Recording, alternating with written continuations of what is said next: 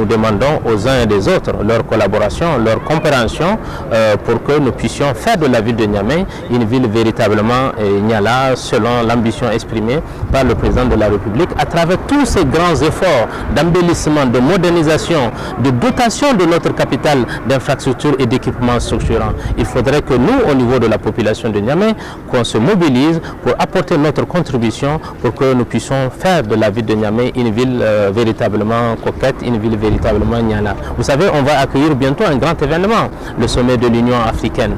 Cela nécessite une préparation de la ville pour que nous puissions accueillir toute l'Afrique, tout le monde dans notre capitale Niamey. C'est énorme et cela nécessite l'engagement de tous. Cela nécessite que nous nous impliquons, et vous, la presse, que nous nous impliquons pour que nous puissions accueillir cet événement, réussir cet événement. Nous n'avons de choix que de réussir cet événement.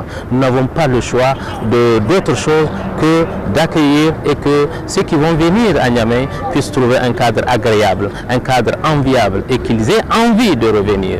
Nous devons réussir ce challenge-là, c'est important, c'est une occasion unique que la ville de Niamey a donc d'abriter un grand sommet de dimension internationale. C'est un honneur pour la population de Niamey. Il faudrait que les uns et les autres puissent vraiment relever, en tout cas, cet honneur, cette confiance que toute l'Afrique a fait pour le Niger, cette confiance que toute l'Afrique fait à la ville de Niamey. Nous devons honorer ça, nous n'avons pas le choix. En tout cas, avec mon équipe, nous sommes engagés plus que jamais, déterminés pour relever ce défi-là. À travers le programme Niamey Niala, nous avons commencé depuis très longtemps l'aménagement en termes de voirie, en termes d'aménagement des espaces, en termes d'éclairage, en termes d'équipement et infrastructures structurelles. Nous avons commencé depuis très longtemps.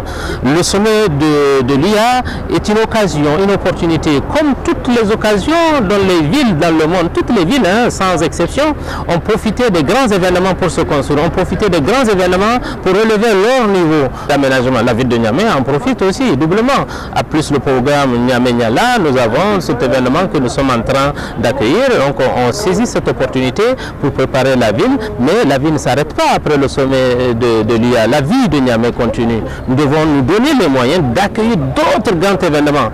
Nous ne pouvons prétendre à d'autres grands événements si nous ne réussissons pas cet événement-là. Une fois qu'on réussit cet événement, on a l'attitude d'accueillir n'importe quel événement de n'importe quelle taille dans le monde à Niamey. Niamey deviendra ainsi une capitale, une ville de référence internationalement reconnue.